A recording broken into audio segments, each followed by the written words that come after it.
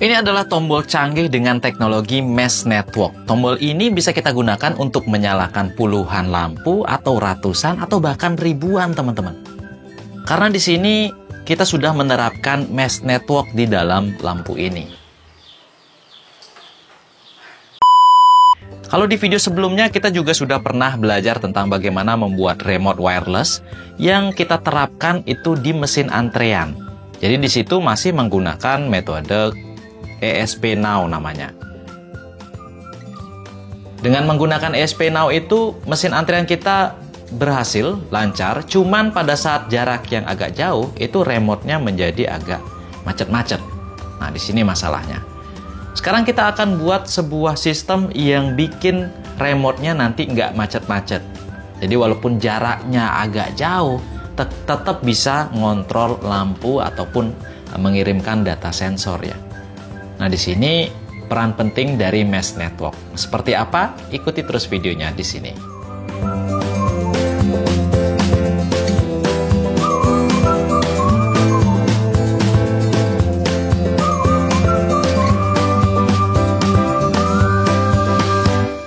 Nah, ini contoh sederhana penerapan Mesh Network ya. Jadi kalau Mesh Network, kalau ada halangan itu masih bisa ngirim data.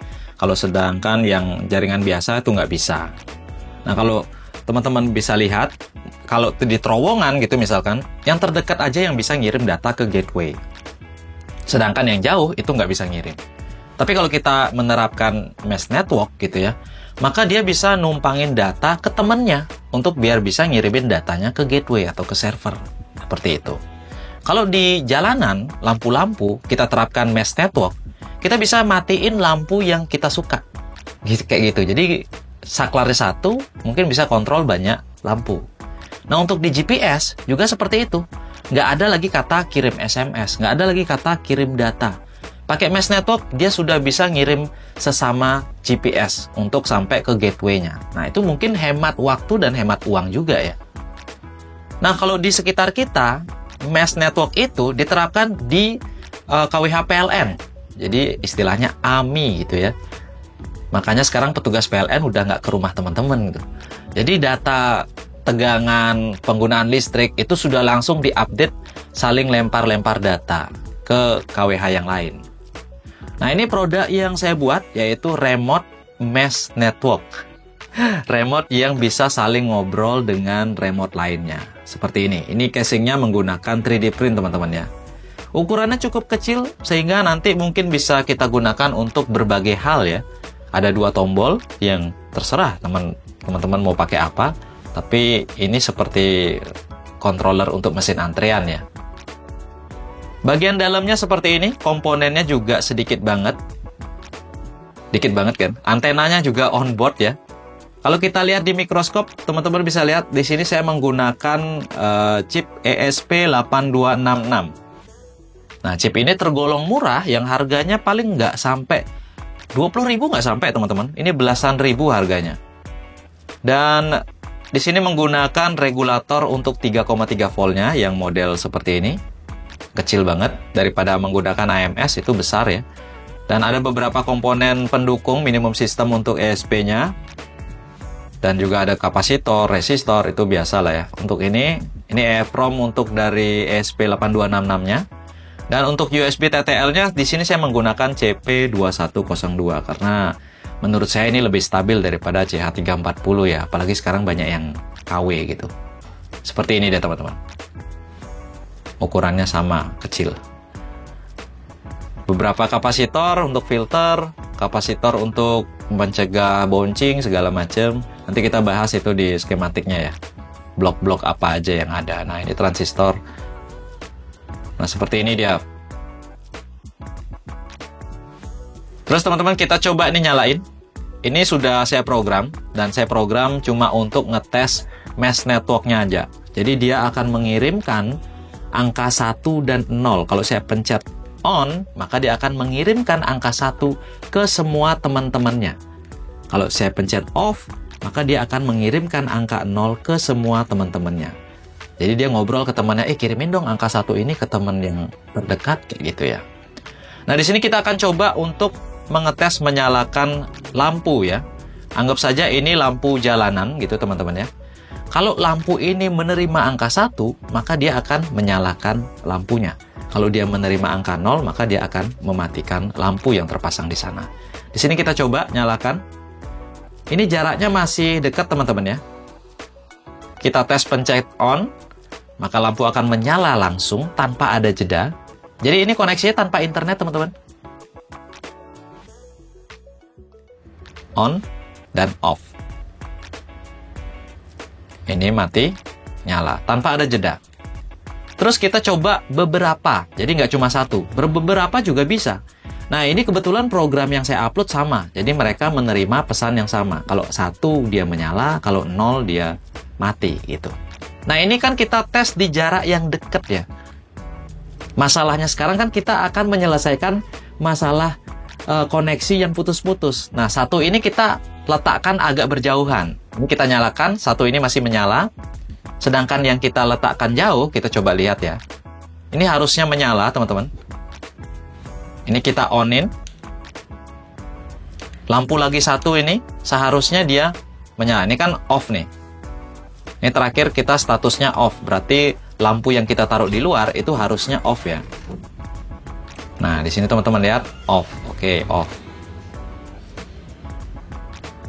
Terus kita coba on kan. Ruangan 1 ini dengan ruangan yang di luar itu tembok saya cukup tebal ya. Kita lihat. Nah, di sini sudah menyala. Jadi jarak sedekat ini masih bisa nyala ya. Coba kita akan jauhkan sedikit ini si lampu yang kedua ini. Kita agak jauh, di sini ada banyak benda-benda gitu ya. Nah, di sini kondisinya masih off. Kita coba pencet-pencet lagi tombol di remote ya. Kita off-kan dulu. Kita nyalakan.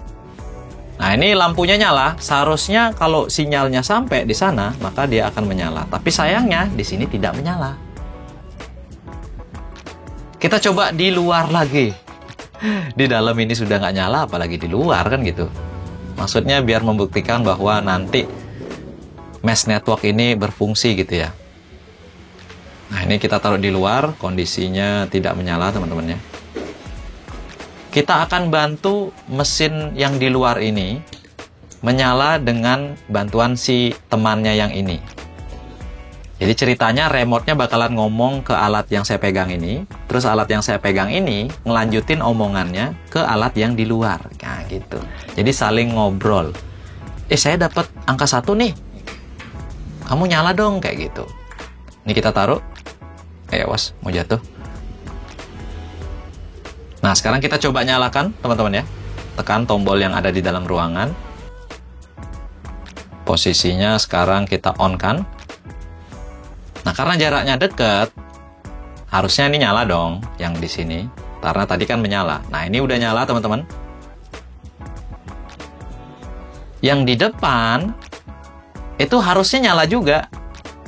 Karena jarak di depan ke tengah itu kan lebih dekat ya, daripada ke remote-nya. Nah, seperti ini, teman-teman. Ini sudah menyala. Lampu di depan itu menyala berkat bantuan dari alat yang di dalam ruangan ini. Nah, di sini. Kalau nggak ada alat ini, dia nggak tahu apa yang diinfoin sama remote-nya. 1 apa 0, dia nggak tahu, nggak sampai sinyalnya gitu. Nah, seperti itu dia. Jadi ini sudah berfungsi, teman-teman. Di-off-kan, maka dia akan off. Dan yang di bagian luar juga bakalan ikut off. Bayangin aja, lampu jalanan ada puluhan, ratusan, dikendalikan oleh 1 remote. Ya emang sih lampu jalan kan udah otomatis ya, ada sensornya. Atau dikontrol pakai apa gitu di pusat gitu ya. Nah, ini udah mati. Nah, untuk skematiknya tadi kan saya sudah bahas menggunakan minimum system dari ESP8266 teman-teman ya. Seperti ini. Jadi beberapa komponen minimum sistemnya seperti kapasitor, resistor, ini memang saya dapatkan dari datasheet-nya, datasheet ESP8266. Teman-teman tinggal ketik di Google, datasheet ESP8266EX namanya. Itu. Jadi komponen-komponen wajib yang harus ada seperti ini ya. Teman-teman tambahin mungkin kapasitor filter boleh, kalau dikurangin ya jangan ya. Nanti malah nggak berfungsi. Terus USB TTL-nya di sini menggunakan CP2102. Nah, rangkaiannya juga saya dapatkan dari datasheet dari CP2102-nya. Terkoneksinya kemana USB-nya, lalu RTX-nya kemana. Nah, di sini juga ada rangkaian otomatis reset, biar bisa upload tanpa pencet-pencet tombol reset lagi. Menggunakan transistor NPN di sini, bebas. 2222 boleh, 3904 juga boleh. Bebas. Jadi ada yang pakai ini, ada yang pakai 3904. Terus regulatornya seperti yang saya bilang, yang kecil itu tipenya adalah AP2112K, teman-teman. Jadi 3,3 volt, arusnya kalau nggak salah 200 mA, cukup lah untuk ESP8266 dan LCD. LCD juga tegangannya 3,3 volt ya. Di sini LCD OLED 128x64. PCB-nya seperti ini, teman-teman.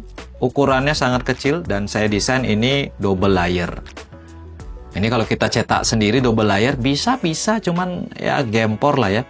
Janganlah buat double layer. Kalau ngomongin masalah PCB, teman-teman langsung aja kirim desain PCB teman-teman itu ke PCBWay. Karena yang project saya ini, itu saya cetaknya di PCBWay, teman-teman. Kenapa di PCBWay? Karena di sini teman-teman lihat $5 itu kita sudah dapat 10 keping. Sebenarnya ukurannya sih 10 cm x 10 cm, tapi saya males desain PCB besar-besar, jadi yang kecil tadi itu saya cetak 10 keping aja, bayar cuma $5. Selain PCB, teman-teman juga bisa cetak 3D print, terus ada assembly juga ya. Ada molding, ini assembly teman-teman. Kalau males nyolder, si PCBWay ini bisa nyolderin PCB teman-teman.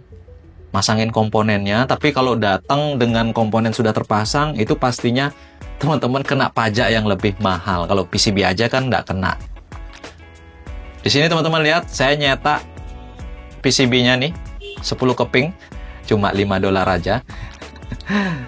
Terus di sini teman-teman lihat PCB-nya dicetak dalam waktu 24 jam. Satu hari itu sudah jadi, udah langsung dikirim ya. Kotaknya segini. Dan hasilnya juga mantep. Ini saya udah nyolder 2 biji. Jadi sisa sekitar ya 8 bijian lah ya. Kayak gini hasilnya teman-teman. Lubang-lubangnya presisi. Lihat nggak ada yang miring kan. Nah ini pad-padnya juga bersih. Tinggal kita soldering aja. Mungkin kalau yang nanya nyoldernya gimana. Nyoldernya sebenarnya ada beberapa teknik. Cuman teknik yang paling sering saya pakai nyolder manual, pakai timah biasa kayak gini sama solder biasa, nggak pakai blower teman-teman ya. Pertama-tama tuh teman-teman kasih dulu timah di salah satu kaki komponennya kayak gini. Terus solderin komponen yang mau teman-teman pasang. Nah biar kayak gini, jangan dipanasin lagi nanti. Lanjut ke kaki yang lain teman-teman. Jangan dipanasin kaki yang pertama tadi. Itu untuk megang aja. Jadi kita solder di sini. Nah ini langsung bagus nih. Kalau seandainya teman-teman nyoldernya nggak bagus, nah kayak gini, bisa aja karena timahnya jelek, atau soldernya kurang panas, atau kurang flux gitu ya. Tenang teman-teman, kasih aja timah lagi. Panesin lagi, nanti dia bakalan mulus lagi, kena flux yang ada di dalam timah gitu. Ini kalau sudah, teman-teman kasih timah di solderan yang pertama, karena ini terlihat kurang rapi ya. Ini kita solder nih. Nah, seperti ini dia. Terus ada teknik kedua. Teknik kedua itu menggunakan timah pasta. Nah, ini cara yang agak belepotan nih. Kalau teman-teman nggak punya stensil ya. Ini gimana caranya nempelin timah pasta nih kalau nggak ada stensil gitu. Ini kalau sudah kayak gini, teman-teman bisa panesin menggunakan oven. Atau teman-teman bisa menggunakan solder uap atau blower ya. Nah, ini prosesnya menurut saya agak sedikit lama karena timahnya lama banget meleleh ya. Apalagi pada saat nempelin timah pastanya, waduh, itu belepotan bikin kotor lah istilahnya.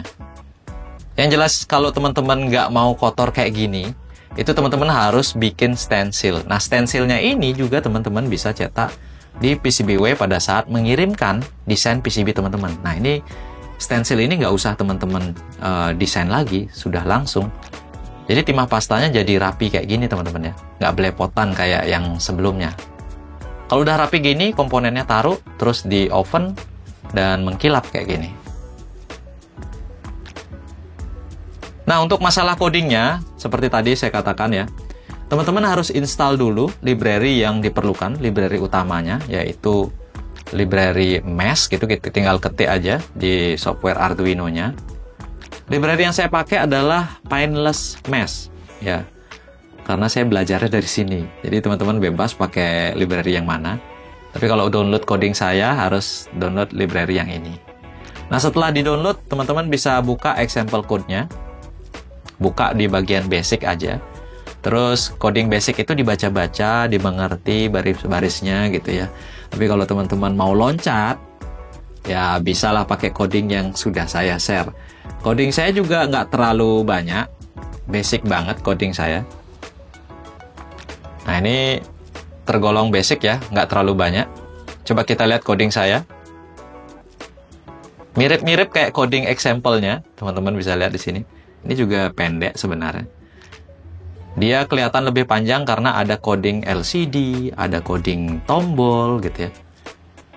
Nah, ini pengaturannya sama persis ya. Bagian terpentingnya adalah di sini teman-teman ya. Pengiriman angka 1 dan 0 yang saya tadi mention di awal ya.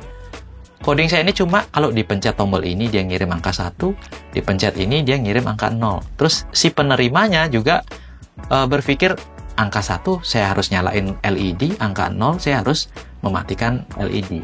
Sesimpel itu teman-teman.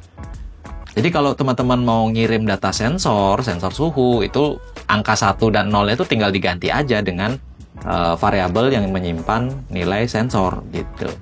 Ini cuma basic ngirim angka menyala dan padam aja gitu ya. Jadi teman-teman bisa kembangin lagi nanti. Silahkan di-download coding saya ini atau pakai example code-nya juga sama, mirip-mirip. Cuman ini ada modifikasi sedikit-sedikit aja. Banyak sih sebenarnya yang bisa kita explore lagi ya. Pasang sensor, pasang output, misalkan LCD kita pasang untuk nampilin data sensor secara wireless dengan lewat jaringan mesh, itu bisa juga. Kayak gitu teman-teman ya. Jadi seperti itu nih, nanti tinggal di-download ya. Ada banyak ini. Kita sekarang lihat data yang diterima oleh si klien. Di sini kita coba lihat. Pencet tombol on, maka dia akan menerima angka 1. Pencet tombol off, maka dia akan menerima angka 0. Seperti itu. Benar-benar angka 1 dan 0 aja, nyala dan padam aja. Teman-teman tinggal ganti pakai variabel untuk sensor, udah dia bisa ngirim data. Nanti mungkin kita belajar nerima data dan tampil di LCD ya. Nah teman-teman, itu dia video saya hari ini. Jadi tutorial untuk mesh network-nya sangat sederhana sekali. Saya sendiri pertama-tama itu lihat-lihat dari library mesh network-nya, Pineless Mesh gitu ya. Dan dari contoh coding itu saya explore lagi dan saya edit-edit cuma biar ngirim angka 1 dan 0 aja. Jadi teman-teman bisa coba dari library itu, bisa coba ngirim data suhu atau ngirim sensor apa aja gitu ya. Dan misalkan satu alat mungkin sensor suhu, alat lainnya mungkin sensor gas gitu ya, bisa jadi. Dan kalau teman-teman punya kebun, itu penerapannya jadi lebih bagus lagi. Karena di kebun itu kan luas, nggak ada halangan. Kayak di ruangan saya ini ada tembok, ada pintu besi gitu ya. Kalau kebun kan luas, jadi mungkin jangkauannya bisa lebih panjang lagi gitu ya. Nah mungkin ke depan nanti kita bisa coba lagi mesh network ini. Saya ada ide kalau penerapannya itu di GPS tracker. Nah di video sebelumnya kan ada GPS tracker tuh yang saya buat pakai SMS. Ada juga GPS tracker yang upload data ke internet atau ke database gitu ya. Nah itu kan perlu pulsa gitu ya dan perlu pakai data. Nah di sini mungkin saya coba untuk menerapkan mesh network, sebuah GPS tracker tapi menggunakan LoRa. Karena LoRa itu kan jarak jangkauannya bisa sampai kilometer, bahkan ada yang puluhan kilometer gitu ya.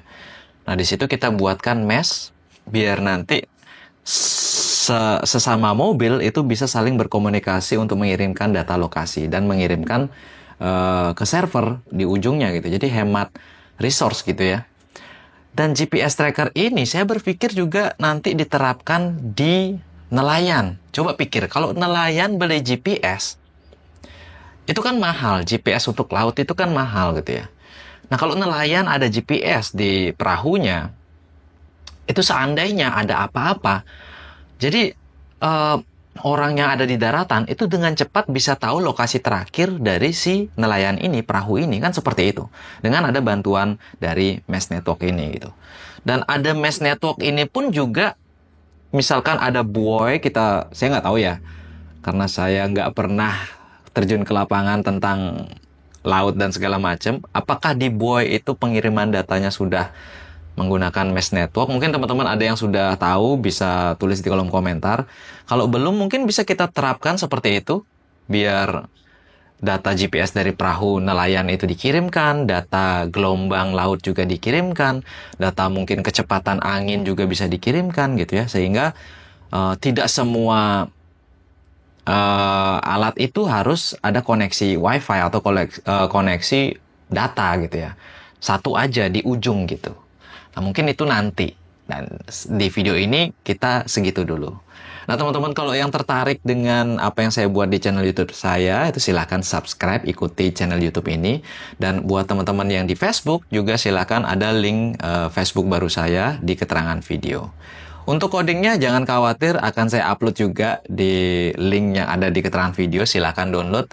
Dan satu coding itu bisa diupload ke semua perangkat. Maksudnya semua sama aja. Jadi sudah ada coding tombolnya, sudah ada coding LCD-nya, sudah ada coding pengiriman datanya dan penerimaan datanya. Oke, teman-teman, sekian dulu hari ini. Terima kasih sudah menyaksikan. Sampai jumpa di video selanjutnya.